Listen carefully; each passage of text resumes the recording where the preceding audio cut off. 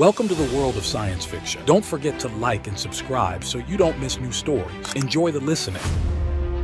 Jack Kenji. Hawkins squinted at the holographic message flickering before him, his weathered face scrunched in confusion. The alien's labored breathing crackled through the ship's comm system. "My wives are yours now, human," the creature wheezed, its bulbous eyes glazing over. "Take care of them." The transmission cut out abruptly, leaving Jack in stunned silence. He adjusted his worn cowboy hat, a habit when faced with the unexpected. And this? This was about as unexpected as it got.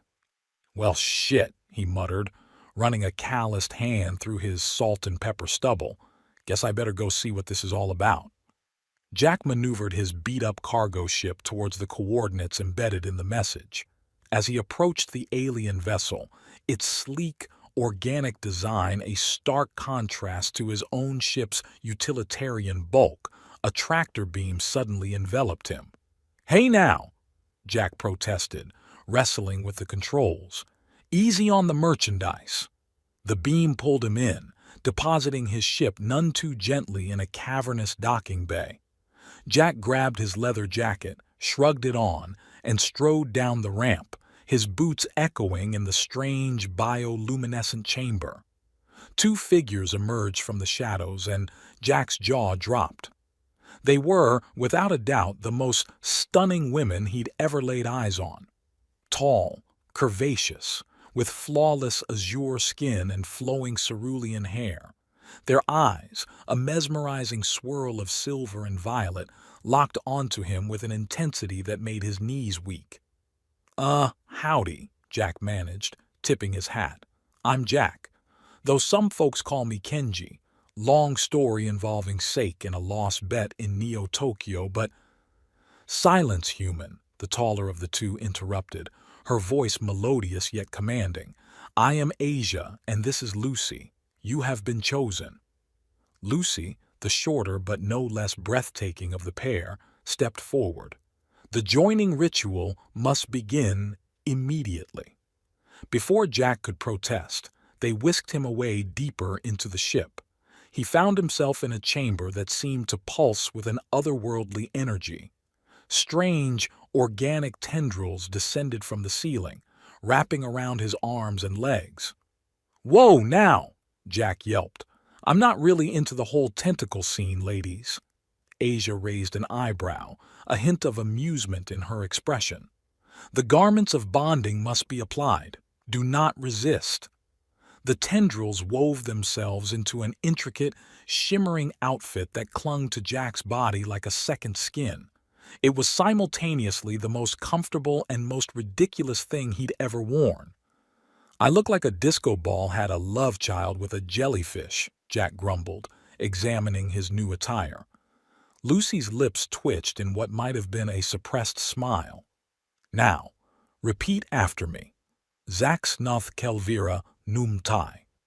Jack stumbled through the phrase, his tongue tripping over the alien syllables. "Zaxnoth Kelvira Numtai? What in tarnation does that mean?" "It means, I pledge my essence to the eternal dance," Asia explained, her tone suggesting this should have been obvious. "Dance?" Jack's eyes widened. "Now, hold on a minute." But it was too late.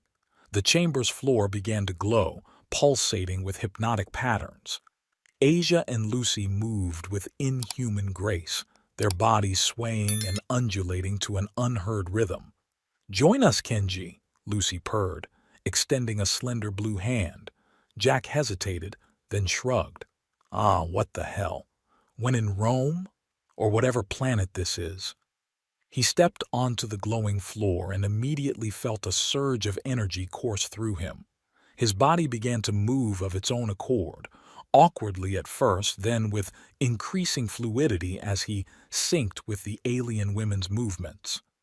"Well, I'll be damned," Jack laughed, spinning Lucy in a graceful twirl. "This ain't so bad." As the dance reached its crescendo, Jack found himself sandwiched between Asia and Lucy, their bodies pressed against his in a way that sent his heart racing. A blinding light engulfed them, and Jack felt a strange sensation, as if his very essence was intertwining with theirs. When the light faded, Jack stumbled back, gasping for breath. "Holy smokes," he panted. "Is it always like that around here?" Asia's usually stoic face softened slightly. "The joining is complete.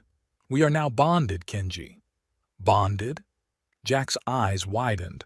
"As in, married?" Lucy nodded, a mischievous glint in her eye. "Indeed. And now we must consummate the union."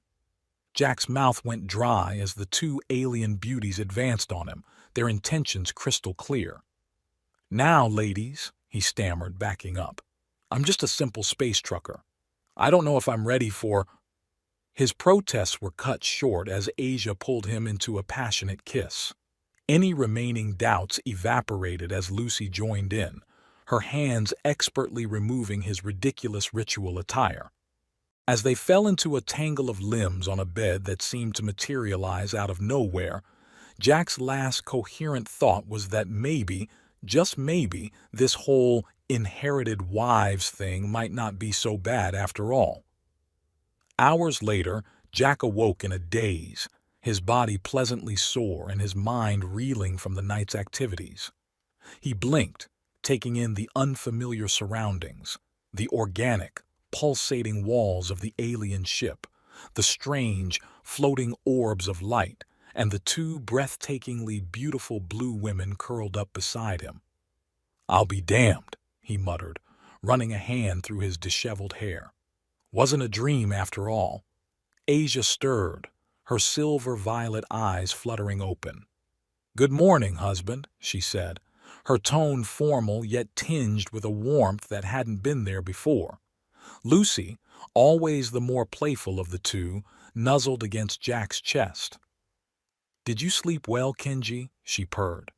Jack chuckled, still marveling at the surreal situation. "Like a baby in 0G, he replied. "Though I gotta say, this is one hell of a way to wake up. Not that I'm complaining, mind you." He sat up, wincing slightly as his muscles protested. "So, what happens now? I mean, I'm guessing there's more to this whole inherited wives deal than just the fun stuff, right?" Asia nodded, her expression turning serious. "Indeed. As our bonded mate, you now share in our responsibilities. Our late husband was a prominent trader in this sector. Our business interests must be maintained." Jack's eyebrows shot up. "Whoa now, hold your horses. I'm a cargo hauler, not some big-shot space entrepreneur. I wouldn't know the first thing about running a trading empire." Lucy sat up, placing a comforting hand on Jack's arm. "Do not worry, Kenji. We will guide you. Your unique perspective may even prove beneficial." "Unique, huh?" Jack grinned, reaching for his cowboy hat on the bedside table. "Well, I reckon I could give it a shot. After all, how hard can it be?" As if on cue, a loud alarm blared through the ship. Asia leapt from the bed, her lithe form moving with practiced efficiency as she activated a holographic display. "It appears we have our first challenge," she announced, her brow furrowed. "A rival trading faction is attempting to seize control of our primary shipping lane." Jack groaned, flopping back onto the bed. "Me and my big mouth." Lucy giggled, pulling him back up. "Come, husband, it's time to see what you're made of." As Jack stumbled out of bed, fumbling to put on his leather jacket and hat, he caught a glimpse of himself in a mirror-like surface. His rugged, very human features stood in stark contrast to the sleek, alien environment and his two stunning blue wives. "Well, Kenji," he said to his reflection, a wry smile playing on his lips. "Looks like you've gone and gotten yourself into one hell of a situation this time." Asia appeared behind him, her expression softening as she met his eyes in the mirror. "You will adapt, Kenji. We have faith in you." "Yeah," Lucy chimed in, slipping under his other arm. "Besides, with us by your side, how can you fail?" Jack couldn't help but laugh. All right, all right. Let's go show these rival traders what happens when they mess with, uh, what should we call ourselves? The Triadic Alliance, Asia suggested. The Cosmic Trio, Lucy offered. Jack grinned, tipping his hat. How about the cowboy and his space babes? The look of utter bewilderment on his wives' faces sent him into a fit of laughter. As they made their way to the ship's command center, Jack felt a surge of excitement. This new life might be crazy, unexpected, and more than a little dangerous, but damned if it wasn't going to be one hell of an adventure. The command center of the alien ship was a marvel of bio-organic technology, pulsating with life and energy. Holographic displays flickered to life as they entered, showing the encroaching rival ships. "All right, ladies," Jack said, trying to sound more confident than he felt. "What's the play here?" Asia's fingers danced over a living console, bringing up more detailed scans. "The Zarthak Consortium," she explained. "They've been trying to muscle in on our territory for cycles. They believe us vulnerable after our husband's passing." Jack nodded, stroking his stubbled chin. "So, they think we're easy pickings, huh? Well, let's show 'em they're barking up the wrong tree." Lucy tilted her head, confusion evident on her beautiful features. "Barking? Trees? Kenji, I do not understand." "Earth expressions, sugar," Jack grinned. "You'll get used to 'em. Now, what kind of firepower we got on this fancy tub?" Asia's eyebrows rose slightly at Jack's cavalier attitude. "We are a trading vessel, not a warship. Our defenses are primarily—" A violent shudder rocked the ship, cutting her off.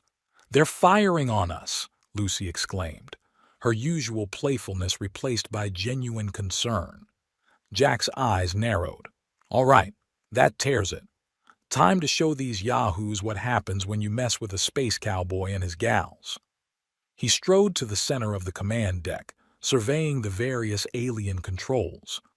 "This the pilot's seat?" he asked, pointing to a strange, organic-looking chair. Asia nodded. "Yes, but Kenji, you don't know how to—" Jack plopped himself down, and immediately the chair seemed to mold around him, interfaces springing to life all around. "Whoa, Nellie!" he exclaimed as information flooded his mind. "This is something else." To Asia and Lucy's astonishment, Jack's hands flew over the controls with surprising dexterity. The ship responded, banking hard to avoid another volley of enemy fire. "Ha!" Jack whooped. "She handles like a dream. Now let's see what this baby can do." He pushed the ship into a series of maneuvers that should have been impossible for a vessel its size. The Zarthak ships, caught off guard by the unexpected display of piloting skill, scrambled to keep up. "Kenji," Lucy gasped, clinging to a nearby console. "How are you doing this?" Jack grinned, his eyes never leaving the holographic displays. "You'd be surprised what you pick up hauling cargo through asteroid fields and dodging space pirates. Now, where's that weapon system?" Asia, recovering from her initial shock, moved to assist. "Here," she said, activating a secondary console. "But our armaments are limited." "That's all right, darling," Jack drawled. "Sometimes it's not about how big your gun is, but how you use it." He targeted the lead enemy ship with surgical precision, using the minimal weapons to disable its engines rather than destroy it outright. The other ships, seeing their leader crippled, began to fall back. "That's right, you varmints," Jack crowed. "Run on home and tell your bosses that this here trade route is protected by Kenji and his, what did we decide to call ourselves?" Lucy giggled, the tension of the moment broken. "I believe you suggested the cowboy and his space babes, did you not?" Asia rolled her eyes, but there was a hint of amusement in her voice. "Perhaps we should discuss branding at a later time. For now, we should contact the Zarthak and negotiate terms." Jack nodded, settling back in the pilot's chair. Right you are. Time to show 'em we mean business. But first, he reached into his jacket pocket, pulling out a battered harmonica. A little victory tune. Before either of his wives could object, Jack launched into a wheezing rendition of what might have been Home on the Range. The juxtaposition of the twanging earth music against the backdrop of advanced alien technology was so absurd that even the usually stoic Asia couldn't suppress a laugh. As Jack played, grinning ear to ear, Lucy leaned in close to Asia. "I believe," she whispered, her eyes twinkling with mischief, "that life with our new husband will be anything but boring." Asia nodded, a rare smile gracing her lips. "Indeed, though I suspect we may need to expand our vocabulary to include more colorful earth expressions." Jack finished his song with a flourish, tipping his hat to his captive audience. "All right, ladies, let's go make some deals and show this galaxy what the cowboy and his space babes can do." As they prepared to hail the disabled Zarthak ship, Jack couldn't help but marvel at the twist his life had taken. From lone space trucker to married man and intergalactic trader in less than a day. It was crazy, it was unexpected, but damned if it wasn't the adventure of a lifetime. As the dust settled from their encounter with the Zarthak Consortium, Jack Kenji Hawkins found himself thrust into a world of interstellar trade negotiations and alien business practices. The initial adrenaline rush faded, replaced by the sobering reality of his new responsibilities. Asia and Lucy, true to their word, guided him through the complexities of their trading empire. However, their demeanor towards him remained oddly formal, almost distant. Jack couldn't help but feel a twinge of disappointment. Sure, they'd shared a passionate night, but now it was all business. One evening, as Jack pored over trade manifests in the ship's lounge, Lucy sauntered in, carrying a tray with an iridescent decanter. "You seem tense, Kenji," she purred, her cerulean hair cascading over her shoulders. "Perhaps a drink would help." Jack glanced up, his eyes widening at the sight of her. Lucy had ditched her usual formal attire for something decidedly more revealing. He cleared his throat, trying to maintain his composure. Sure thing, darling. What's on tap?" Lucy's lips curved into a mischievous smile as she poured a glowing blue liquid into a glass. "It's a Centaurian spirit. Quite potent, I should warn you." As she handed him the drink, her fingers accidentally brushed against his, lingering perhaps a moment too long. Jack took a swig, the alien alcohol burning pleasantly down his throat. "Woo-ee!" he exclaimed. "That's got some kick to it." Lucy giggled, leaning in close. "Oh no, I seem to have spilled some on your jacket." Before Jack could react, Lucy was pressed against him, dabbing at the non-existent stain with a cloth. Her intoxicating scent filled his nostrils, making his head spin more than the alien booze. I think it's fine, Lucy," Jack stammered, his resolve weakening by the second. Lucy looked up at him through long lashes, her silver violet eyes sparkling with mischief. "Are you sure? Perhaps I should inspect it more closely." Just then, Asia walked in, raising an eyebrow at the scene before her. "Am I interrupting something?" Lucy stepped back, a picture of innocence. "Not at all, sister. I was just offering Kenji a drink." Asia's eyes narrowed slightly, but Jack could have sworn he saw a flicker of amusement in their depths. "I see. Well, don't let me intrude.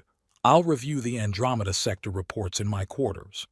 As she turned to leave, Asia caught Jack's eye and winked. It was so quick, he wasn't sure he hadn't imagined it. Over the next few days, Jack found himself the target of increasingly overt flirtations from both his alien wives. Asia would accidentally brush against him in the command center, her touch sending shivers down his spine. Lucy continued to find excuses to get physically close, each encounter more charged than the last. Jack, despite his reputation as a ladies' man, found himself completely out of his depth. These weren't just any women. They were his wives, not to mention incredibly intelligent and powerful alien beings. He tried to resist their charms, focusing on the business at hand, but it was a losing battle. The breaking point came during a particularly tense negotiation with a group of Rigelian traders. As Jack fumbled through the complex alien protocols, he felt a hand on his thigh under the table. Glancing to his left, he saw Asia, her face a mask of professional detachment even as her fingers traced tantalizing patterns on his leg. On his right, Lucy leaned in close, ostensibly to whisper advice in his ear. Her breath was hot against his skin as she murmured, "Relax, Kenji. Let us handle this." The Rigelians, oblivious to the under-the-table drama, continued their demands. Jack, his mind a whirl of conflicting emotions and sensations, blurted out, "How about we sweeten the deal with some earth delicacies? Ever heard of chocolate?" The room fell silent. Asia and Lucy exchanged surprised glances. The lead Rigelian, a squat, purple-skinned being, leaned forward with interest. "Chocolate? What is this substance?" And just like that, the tide of the negotiation turned. Jack, regaining his composure, launched into an enthusiastic description of cocoa, sugar, and the myriad forms of chocolate. The Rigelians were fascinated, and by the end of the meeting they had not only agreed to Jack's original terms, but also placed a substantial order for this mysterious earth treat. As the alien traders filed out, chattering excitedly about chocolate, Jack slumped in his chair, exhaling heavily. "Well, I'll be damned. That actually worked." Asia placed a hand on his shoulder, her touch no longer tentative but warm and approving.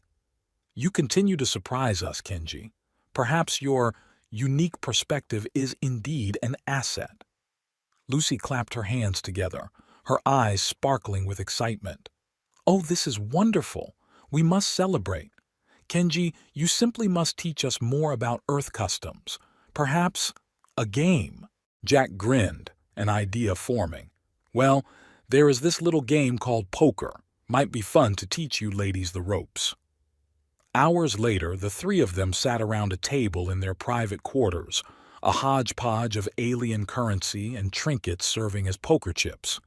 Jack had just finished explaining the basics of Texas Hold'em, emphasizing the importance of the poker face. "So, let me get this straight," Lucy said, her brow furrowed in concentration. "The goal is to deceive your opponent." Jack chuckled. "Well, when you put it that way, it does sound a bit underhanded, but it's all in good fun. We call it bluffing." Asia, ever the quick study, nodded thoughtfully. "I see. And this bluffing is considered admirable in your culture?" "In the context of the game, sure," Jack explained. "It's about strategy, reading your opponents, and sometimes making them think you've got a better hand than you do." The game began, and Jack quickly realized he might have bitten off more than he could chew. Asia's face was an impenetrable mask, giving nothing away. Lucy, on the other hand, seemed to have misunderstood the concept of bluffing entirely. "I have a very strong hand," she announced with a wink so exaggerated it made Jack snort with laughter. "You should both give up now." As the night wore on, the game evolved into something that barely resembled poker. Lucy had taken to dramatically announcing her every move, while Asia seemed to be treating each hand as a complex mathematical equation to be solved. It all came to a head when Lucy, in a moment of apparent triumph, declared, "I believe I have achieved the ultimate bluff. Behold, the cosmic flush of eternal bonding." She laid down her cards with a flourish, a random assortment that included a joker, a Monopoly get-out-of-jail-free card, and what appeared to be an alien tarot card. Jack burst out laughing, tears streaming down his face. "Oh, darlin'," he wheezed, "that's not how it works at all." Asia, her composure finally cracking, joined in the laughter. "Sister, I believe you may have misunderstood the point of the game." Lucy pouted for a moment before dissolving into giggles herself. "Perhaps," she admitted, "but I rather like my version better. It's much more exciting." As their laughter subsided, Jack looked at his alien wives with newfound affection. The formal barriers that had existed between them seemed to have melted away, replaced by a warm camaraderie. "You know," he said, wiping tears of mirth from his eyes, "I think you ladies might be on to something.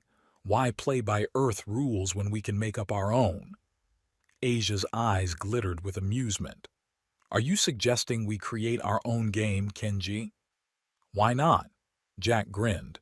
"We'll call it Cosmic Poker, where bluffing is an art form and the cosmic flush of eternal bonding is the highest hand." Lucy clapped her hands in delight. "Oh yes, and we must incorporate proper alien mating rituals into the rules." Jack's eyebrows shot up. Uh, Mating rituals? Now hold on a minute." But it was too late. His wives had already launched into an enthusiastic discussion of how to merge poker, alien customs, and what sounded suspiciously like tantric yoga into a new game. As he watched them, their beautiful blue faces animated with excitement, Jack felt a warm glow in his chest.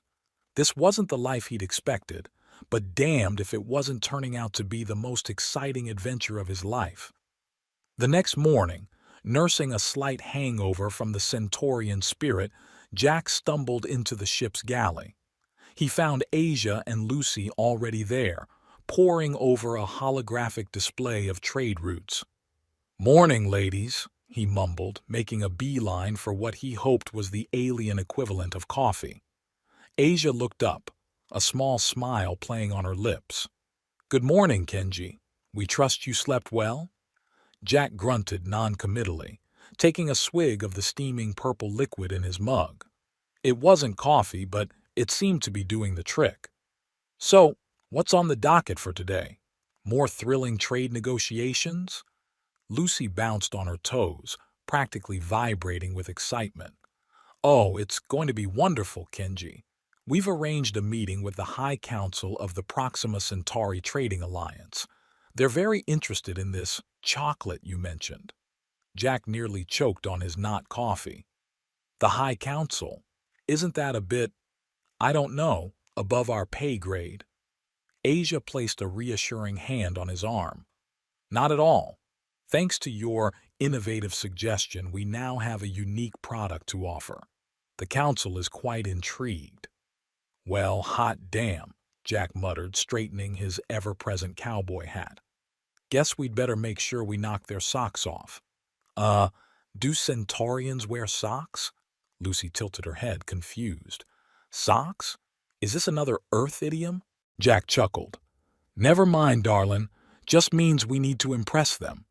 But how are we going to do that without any actual chocolate on hand?" Asia's eyes glittered with that now familiar look of amusement. "We may have taken the liberty of having some of your personal stash replicated."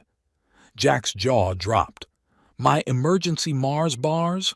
But those were for a rainy day?" Lucy finished, grinning. "Well, Kenji, consider this a downpour of opportunity." As they prepared for the meeting, Jack couldn't help but marvel at how quickly his life had changed. A week ago, he'd been a lone space trucker, and now he was about to pitch chocolate to some of the most powerful beings in the galaxy, with two stunning alien wives by his side, no less. The council chamber was a vast, organic-looking space that seemed to breathe with an otherworldly energy. Beings of all shapes, sizes, and colors filled the room, their attention focused on the unlikely trio at the center. Jack cleared his throat, adjusting his cowboy hat nervously. Howdy, your highnesses? Excellencies? How about we just go with folks?" A ripple of what might have been laughter or possibly offense ran through the crowd. Asia stepped forward smoothly, her diplomatic training kicking in. "Esteemed members of the High Council," she began, her melodious voice carrying effortlessly through the chamber. "We come before you today with an opportunity unlike any other, a taste of Earth, a planet many of you have only heard whispers about." Lucy produced a tray of neatly cut Mars bar squares, passing them around to the curious council members. "This, honored beings, is chocolate, a delicacy so beloved on Earth that wars have been fought over it." Jack winced at the slight exaggeration but played along. "That's right, folks. What you're about to experience is nothing short of a flavor explosion, a taste of pure, unadulterated pleasure." The council members examined the brown squares skeptically. One particularly large gelatinous being lifted the chocolate to what Jack assumed was its mouth, only to pause. "And how does one consume this chocolate?" it gurgled. Jack stepped forward, grabbing a piece for himself. "Well, it's simple. You just pop it in your mouth and let it melt. Like this," he demonstrated, making exaggerated sounds of enjoyment as the familiar taste of Mars bar filled his mouth.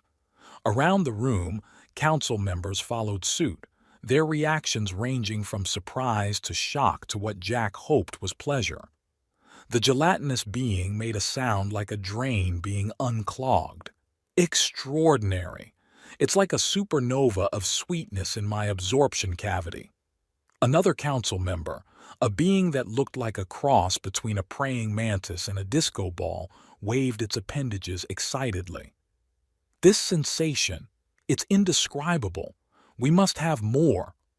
The chamber erupted into a cacophony of excited alien voices, all clamoring for more chocolate. Jack caught Asia's eye, seeing his own amazement reflected there. They'd done it. They'd actually done it. As negotiations for exclusive distribution rights began in earnest, Jack leaned back, a grin spreading across his face. He'd just introduced chocolate to an entire sector of the galaxy. Whatever came next, he had a feeling life was about to get a whole lot sweeter, in more ways than one. As the chocolate craze swept across the galaxy, Jack Kenji Hawkins found himself at the helm of an burgeoning interstellar empire. The once humble space trucker now navigated the complex waters of galactic trade with a finesse that surprised even him. But with great success came even greater challenges. "Kenji, darling," Lucy's melodious voice crackled through the ship's comm system. "We have a situation in the Orion sector. Another shipment's gone missing." Jack sighed, pushing back his cowboy hat and rubbing his temples. "That's the third one this month. Something's fishy, and I ain't talking about them Pacian merchants." Asia materialized beside him, her holographic form flickering slightly. "I've analyzed the data. There's a 87.6% probability that the Zarthak Consortium is behind these thefts." "Those slimy varmints," Jack growled. "Guess they didn't take too kindly to us muscling in on their territory." He stood up, pacing the bridge of their new flagship, a sleek, top-of-the-line vessel that made his old cargo hauler look like a rusty bucket. "We need to nip this in the bud before it gets out of hand. Any bright ideas, ladies?" Lucy's eyes twinkled mischievously. "Well, we could always challenge them to a game of cosmic poker. Winner takes all?" Jack chuckled despite the tension. "Tempting, but I reckon they'd accuse us of cheating faster than a Mercurian quicksand pit." Asia's hologram raised an eyebrow. "Perhaps a more diplomatic approach is in order. We could request a formal hearing with the Galactic Trade Federation." "Politics?" Jack grimaced. "I'd rather wrestle a Jovian swamp beast. But you're right, we gotta play this smart." As they debated their next move, an alarm blared through the ship. Lucy's face appeared on the main view screen, her usual playful expression replaced by one of concern. "Kenji, Asia, we've got company. 3 Zarthak warships just dropped out of hyperspace. They're hailing us." Jack straightened his hat, a determined glint in his eye. "Well then, let's not keep our guests waiting. Put 'em on screen, darling." The image shifted, revealing the sneering face of a Zarthak commander, his reptilian features contorted into what Jack assumed was a smirk. "Ah, the famous chocolate trio," the alien hissed. "Your little reign of sweetness ends now. Surrender your cargo and trade routes or face annihilation." Jack leaned back in his captain's chair, the picture of nonchalance. "Now hold your horses there, partner. Seems to me we've got ourselves a bit of a misunderstanding. How about we discuss this like civilized folks over a nice cup of hot chocolate?" The Zarthak commander's eyes narrowed. "Your Earth humor does not amuse us human. You have one planetary rotation to comply, or we open fire." The transmission cut off abruptly. Jack turned to his wives, a cocky grin spreading across his face. "Ladies, I do believe we've got 'em right where we want 'em." Lucy tilted her head, confused. "We do, but Kenji, they outnumber and outgun us." "Ah, but they don't outthink us," Jack winked. "Asia, remember that little modification we made to the cargo hold last week?" Asia's eyes widened in understanding. "The molecular destabilizer? But Kenji, it's untested. The risks are worth taking," Jack finished. "Lucy, honey, I'm gonna need you to work your magic on the comms. Think you can piggyback a signal onto the Zarthak subspace frequency?" Lucy's face lit up with excitement. "Oh, a challenge! Consider it done, my clever husband." As his wives sprang into action, Jack couldn't help but marvel at how far they'd come. From an awkward arranged marriage to a seamless team facing down galactic threats together. And to think it all started with a dying alien's last wish and a few bars of chocolate. The next 24 hours were a whirlwind of activity. Jack's plan was audacious, bordering on insane, but it was their best shot. As the deadline approached, he stood on the bridge, flanked by Asia and Lucy, facing down the Zarthak warships. "Last chance to back down, folks," Jack drawled into the comm. "We've got a special delivery just for you, guaranteed to blow your minds." The Zarthak commander's face contorted with rage. "Enough games! Prepare to—" His words were cut off as Lucy activated their secret weapon. A concentrated burst of what looked like shimmering brown dust erupted from the cargo hold, engulfing the enemy ships. "What is this trickery?" the commander sputtered. Jack grinned. "Just a little taste of home. Specifically, about 10 tons of aerosolized cocoa powder mixed with a dash of our patented molecular destabilizer. I'd hold my breath if I were you." The effect was instantaneous.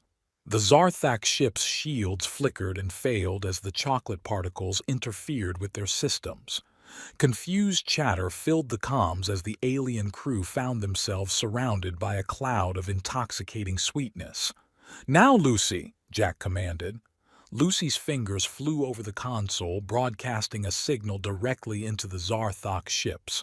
The sound of Earth music, specifically, an old recording of "Home on the Range" played on Jack's harmonica, filled the alien vessels. The combination of chocolate-induced euphoria and twanging Earth music proved too much for the Zarthak. Within minutes, their fearsome warships were drifting aimlessly, crews too blissed out to mount any kind of defense. As they secured the Zarthak ships and began negotiations for a more permanent peace, Jack pulled Asia and Lucy close, planting a kiss on each of their blue cheeks. "We did it, girls. Saved the day with chocolate and a little cowboy ingenuity." Asia's usually composed face broke into a radiant smile. "Your methods are unorthodox, Kenji, but undeniably effective." Lucy giggled, nuzzling against Jack's chest. "Oh, my clever, clever husband. I do believe you've earned a proper reward for this victory." Jack's eyebrows shot up. "Well now, that sounds mighty fine to me. But first, we've got an empire to run." In the weeks that followed, the chocolate trio became legends across the galaxy. Their unique blend of Earth charm, alien diplomacy, and sweet treats opened doors and taste buds everywhere they went. Trade routes expanded, profits soared, and peace treaties were signed over steaming mugs of hot cocoa. But with great success came new challenges. Imitators cropped up trying to replicate their chocolate formula. Overzealous customs officials, convinced they must be smuggling something more sinister than candy, detained their ships for invasive searches. And the demand for their products grew so intense that Jack feared they might strip Earth's cocoa farms bare. Through it all, Jack, Asia, and Lucy faced each obstacle together, their bond growing stronger with each passing day. And as their empire flourished, so did their family, in more ways than one. It was during a routine medical scan that they received the news that would change everything. Pregnant? Jack's jaw dropped as he stared at the holographic display. Both of you?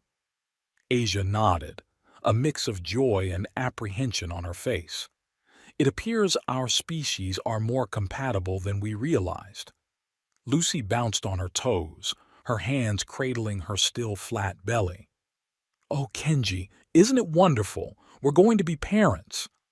Jack stumbled back, collapsing into his captain's chair. I'm going to be a dad. To alien babies.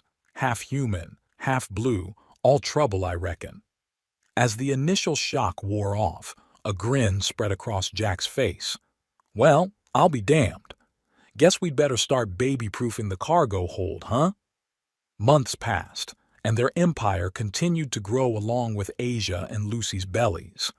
Jack found himself juggling trade negotiations and Lamaze classes, strategizing market expansions between shopping for space-age cribs and debating the merits of various alien parenting techniques. It all came to a head during a crucial meeting with the Galactic Trade Federation. Jack was in the middle of presenting their latest revenue projections when Lucy's voice cut through the comm system. Kenji, it's time. Jack's eyes widened. Now? But you're not due for another 2 weeks, Asia's calm voice joined in. It appears our children are as impatient as their father. My contractions have begun as well. The assembled dignitaries watched in bewilderment as Jack Kenji Hawkins, the galaxy's chocolate baron, sprinted from the room shouting apologies and promises to reschedule. Hours later, exhausted but elated, Jack cradled 2 tiny bundles, one in each arm. The babies, a boy and a girl, were a perfect blend of human and alien features. Blue skin dusted with patches of Jack's own tan complexion, tufts of hair that seemed to shift between his dark brown and their mother's cerulean hue. Well, would you look at that, Jack murmured, awe in his voice. Prettiest little cowboys this side of the Milky Way. Asia and Lucy, tired but radiant, watched from their recovery beds. They're perfect, Lucy sighed. Indeed, Asia agreed, though I suspect they will present unique challenges as they grow. Jack chuckled. Darlin', everything about our life is a unique challenge. We'll figure it out together, just like we always do. As if on cue, both babies opened their eyes, silver-violet orbs that seemed to hold the mysteries of the cosmos. Jack felt his heart swell with a love he'd never known before. You know what, girls? He said, gently rocking his newborn children. I think it's time we took this show on the road, or rather, the hyperspace lane. Lucy perked up. Oh? Do you have a new business idea, my clever husband? Jack grinned. Something like that. I'm thinking family vacation, a grand tour of the galaxy, introducing our little ones to all the wonders of the cosmos, and maybe drumming up some new business along the way. Asia raised an eyebrow. A working vacation with newborn twins. That sounds chaotic. Exactly, Jack laughed. When have we ever done things the easy way? Besides, someone's got to show these little buckaroos the ropes of the family business. Months later, Jack sprawled in the captain's chair of their luxurious new family cruiser. Asia and Lucy sat on either side of him, each cradling a babbling blue-skinned infant. The view screen before them showed a breathtaking vista of swirling nebulae and glittering star systems.